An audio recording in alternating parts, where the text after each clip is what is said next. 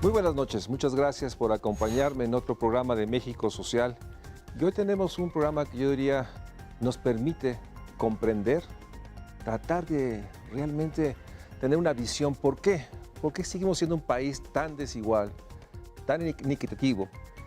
¿Y por qué finalmente la economía mexicana es realmente una economía que no logra dar oportunidades a todos? Por eso me da mucho gusto tener en el estudio al profesor, investigador de la Facultad de Economía de UNAM, doctor honoris causa de nuestra universidad, al maestro David Ibarra. Muchas gracias por estar aquí en el programa. Déjeme, antes de empezar el programa, ver un reportaje que hizo Canal 11 para poder entonces oírlo y tratar de entender por qué nuestra economía mexicana no logra crecer y no logra ser el fundamento de un país que garantice una vida digna para todos. Vamos a ver el reportaje. México lleva ya más de 3 décadas con un crecimiento económico mediocre.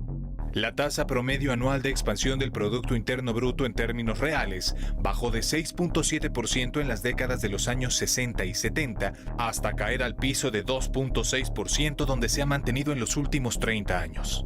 La falta de dinamismo económico que registra nuestro país se expresa también en una reducción importante de su participación en el PIB mundial, bajando de 2.7% en 1990 a 1.4% en 2017. De acuerdo con el último informe de desarrollo en México del Programa Universitario de Estudios del Desarrollo de la UNAM, después del año 2012, la economía mexicana agudizó su desaceleración. Además, el sexenio que concluyó en noviembre de 2018 fue el primero en décadas en lograr un pobre desempeño de la formación de capital fijo, con pérdida de dinamismo en las exportaciones, lo que mantuvo la tasa de expansión del PIB real por debajo del 3%. Frente a este panorama, la perspectiva para 2019 es incierta. La trayectoria de la economía mexicana apunta a un bajo crecimiento en el periodo 2018-2024, arrastrando las consecuencias de las decisiones de política económica de las últimas 3 décadas.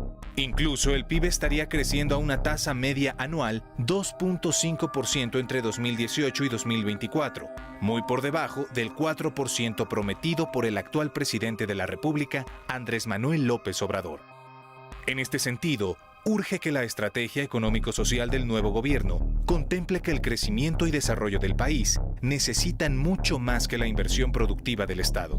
Se requiere una política impositiva progresiva que construya una nueva política industrial sostenible, así como un nuevo pacto fiscal, una nueva inversión privada, tanto nacional como extranjera directa, y una nueva estrategia de distribución equitativa de la riqueza, donde se dé cauce a la propuesta de la CEPAL de crecer para igualar e igualar para crecer.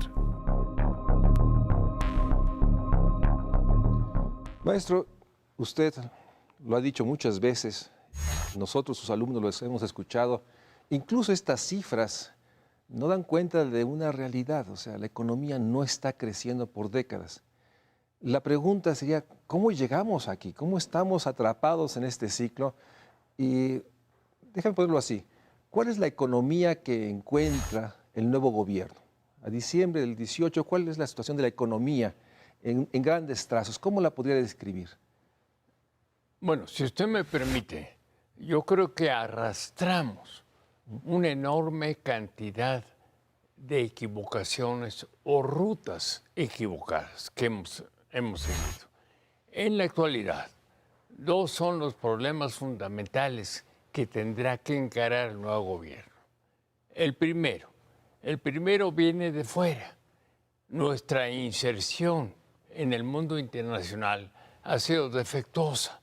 ¿Defectuosa por qué? Porque estamos en las cadenas productivas, en los lugares menos beneficiosos, en los lugares donde se hace poco, donde hay poco cambio tecnológico. Por ejemplo, en materia de inversión extranjera, la inversión extranjera en México, en 40-50% vino a adquirir mercado, a comprar mercado, comprando empresas mexicanas, las principales empresas mexicanas grandes, sean privadas o públicas. En China, ¿qué es lo que ha hecho la inversión extranjera? Crear mercado, crear producciones. Es decir, crear inversión, vía inversión, nuevas producciones que complementan la economía china y que generan empleo. Entonces, nuestra inserción en los mercados externos ha sido tradicionalmente defectuosa. Pero eso no ha sido todo. Nosotros decidimos escoger una vía de desarrollo. La vía de desarrollo es insertarnos en los mercados externos y exportar. Pero resulta que ahora los mercados externos están en crisis. Las exportaciones del mundo crecen menos que la producción del mundo. ¿Y eso por qué? Porque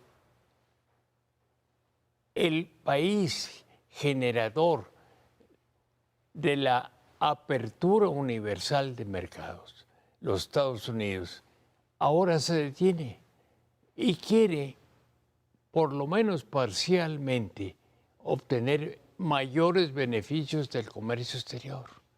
Recuérdense aquí que los Estados Unidos ya no resisten más el enorme déficit de balanza de pagos que tiene.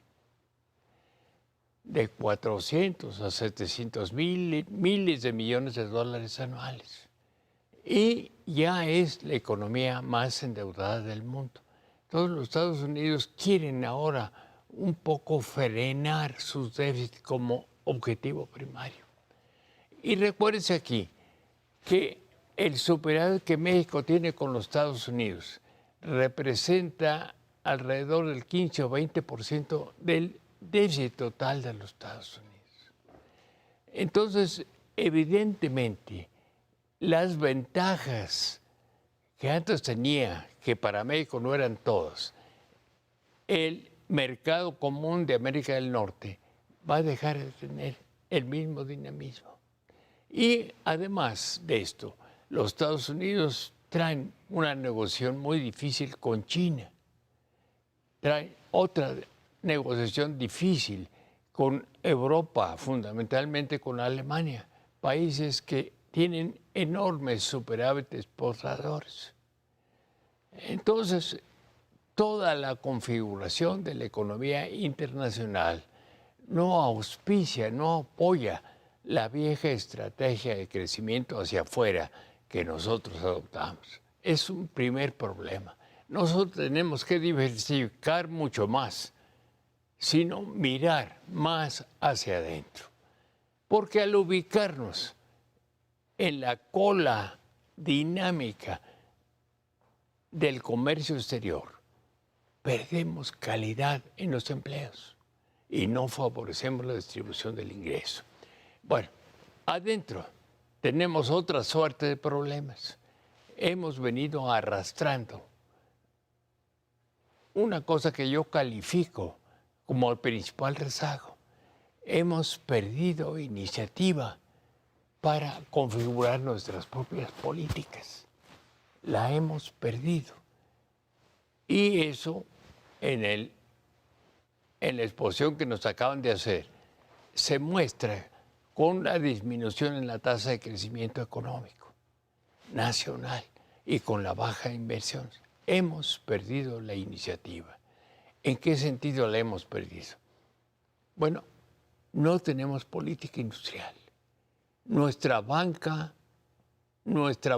presta fundamentalmente al consumo o a los trabajadores porque de esa manera tiene asegurada el repago. Pero no presta fundamentalmente o en medida apropiada a la producción ni a la inversión. Entonces, nuestra banca en conjunto no está vinculada a una política industrial.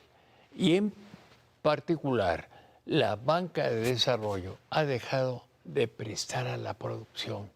Lo que hace es disminuir fundamentalmente los riesgos a la banca privada, reasegurando los préstamos que ésta hace. Y hasta hace muy pocos meses, la banca de desarrollo no prestaba directamente a la producción, sino redescontaba, es decir, no era banca de primer piso. En ese sentido, nuestra política industrial prácticamente ha desaparecido. Y eso implica un problema muy serio, porque es el sector industrial el que usualmente empuja a las economías y empuja los salarios a la alza. Nuestro sector industrial está estancado y en estos últimos meses viene en retroceso con tasas de crecimiento negativas. Eso pasa en el sector industrial. En el sector agrícola estamos igualmente mal. No hemos regenerado los distritos de riego, donde se había concretado una enorme inversión nacional. Y así sucesivamente. Pemex lo hemos abandonado. ¿Y cómo lo hemos abandonado? Fundamentalmente cobrándole una tasa impositiva o en derechos enorme, muy superior a la que pagan las empresas privadas. Y en consecuencia, los ingresos de Pemex han venido disminuyendo durante más de 20 o 25 o 30 años. Y asimismo, la inversión en Pemex. En consecuencia, en una industria extractiva que necesita invertir para mantener sus niveles de producción, no hemos hecho lo necesario. ¿Y por qué no lo hemos hecho? Para que en México sea un país de muy bajos impuestos. México en estos momentos, creo que hay otro país que cobra menos el fisco que el fisco mexicano. Creo que es algún país asiático. Pero en México la tasa impositiva es demasiado reducida para sostener los servicios sociales básicos que requiere la población del país. Entonces, por doble razón, nuestra desigualdad aumenta. Si el sector industrial se estanca, no crecen ni empujan los salarios al alza, ni la igualdad, ni se absorbe a toda la población excedente del país. Y por otro lado, si el sector financiero no apoya este crecimiento, tenemos otro problema. Y por último,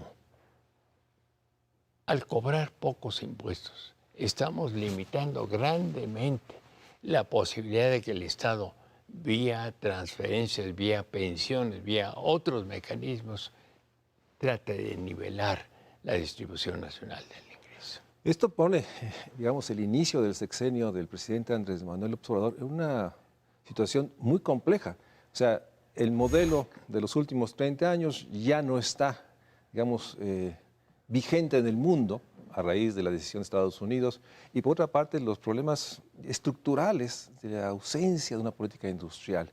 Eso es lo que está ahí. Y obviamente esto acompañado a lo que el maestro Ibarra ha puesto y muchos otros, de una creciente incremento de la riqueza, porque por otra parte el país crece y lo que crece se concentra. Déjeme un corte, maestro, y regresamos, porque si esta es el grandes trazos, el panorama al diciembre de 2018, pues esto implica un desafío mayor a un nuevo gobierno, que la pregunta sería si ante este panorama lo que hasta ahora se ha planteado, rumbo a un Plan Nacional de Desarrollo, pero sobre todo con los criterios que se establecieron para la política económica de este año, si hay elementos que nos permitan detener la caída, porque finalmente lo que es una realidad, la economía, y ahorita quisiera que nos platicara, pareciera que todo indica que la economía no solo no crece, sino que está cada vez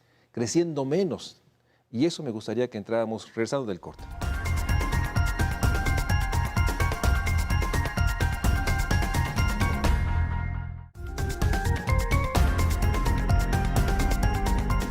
En la actualidad, dos son los problemas fundamentales que tendrá que encarar el nuevo gobierno.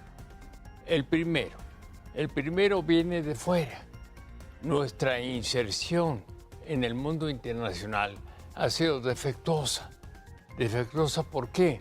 Porque estamos en las cadenas productivas, en los lugares menos beneficiosos, en los lugares donde se hace poco, donde hay poco cambio tecnológico. Maestro, en el corte me platicaba y me comentaba lo que ha dicho usted insistentemente, yo diría los últimos 6, 7 meses. La economía mexicana no solo ha estado bajo un crecimiento muy bajo, pero ya había algunos signos, hablo en el primer semestre del 18, que anunciaba que la economía empezaba incluso a perder este precario dinamismo. ¿Qué es lo que estaba pasando? ¿Qué es lo que está pasando ahorita? Porque no solo es que no crece, sino parece ser que todo indica que tendremos enfrente un primer semestre 19 con mucho menos crecimiento. ¿Cuáles son las causas que nos llevan a desaceleración que usted ha observado? Bueno, son centralmente tres. Una, el sector externo. Es un sector cada vez más incierto, porque todavía no sabemos con precisión cuáles van a ser los efectos en la economía mexicana de la renegociación del Tratado de Libre Comercio, teniendo en mente que el objetivo central de los Estados Unidos es reducir su déficit. Segundo lugar, tenemos una distribución interna del ingreso que poco favorece el crecimiento de la demanda interna, que es el sostén de la producción. En México, el 60% del producto se lo lleva el 10% de la población más rica. En tanto que el 10% de la población más pobre solo se lleva 2 o 3% del producto. Vea otra cosa. El sector informal, es decir, el sector en donde la fuerza de trabajo tiene menos protección social, absorbe 50-60% de los trabajadores. Entonces tenemos una situación de desigualdad mayúscula. Y las transferencias que se hacen apenas bastan para acortar un poco esas diferencias. ¿Qué transferencias? Bueno, antes el sostén para los niños, Progresa, etc. El sostén para los viejos. Y ahora parece que esos programas van a ensancharse, o algunos de ellos van a ensancharse. Pero, de todas maneras, eso mantiene baja la demanda interna. Su apreciación inicial es de que estos montos que ha anunciado el presidente para jóvenes, para adultos mayores, para personas con discapacidad, para productores, no son suficientes para generar una dinámica económica, digamos que necesaria. Esa es la gran apuesta del nuevo gobierno. El nuevo gobierno estima que la inversión este año no va a tener efectos mayores en hacer crecer el producto. La inversión pública y la privada. La inversión pública porque venía baja. La inversión privada porque usualmente al inicio de un sexenio se cae. Y a veces se cae drásticamente. Y en este caso parece que la caída es mayor. Entonces, la inversión no puede contar para hacer crecer el producto. ¿Qué lo puede hacer crecer? El consumo. El consumo. Y en ese sentido, algunos de los programas del nuevo gobierno elevarían el consumo, sobre todo de los estratos de bajo ingreso. Santo y muy bueno. Pero por otro lado, hay dudas en cuanto a las exportaciones que puedan mantener su crecimiento. Entonces hay una duda general sobre el crecimiento del producto. ¿Y la inversión extranjera no podría, digamos, la perspectiva es que ella pudiera siempre complementar o tampoco está en dimensiones que, digamos, pudiese ayudar a que la economía no caiga tanto? Digo, porque la verdad es que estamos en una situación de bajo crecimiento, pero todo anuncia que esa desaceleración pues, implica menos empleo, menos oportunidades para la población e incluso un estancamiento económico. Tiene usted toda la razón, pero recuérdese aquí que la inversión extranjera nos sirve fundamentalmente para equilibrar una balanza de pagos que tenemos crónicamente desbalanceada. Pero no sirve tanto para crear inversión en medida suficiente Lo que nos o decía. empleo. La inversión extranjera en México no pesa más allá del 3% de la inversión total. Entonces, su contribución en ese sentido es reducida y se ha ido, como ya dije, a comprar.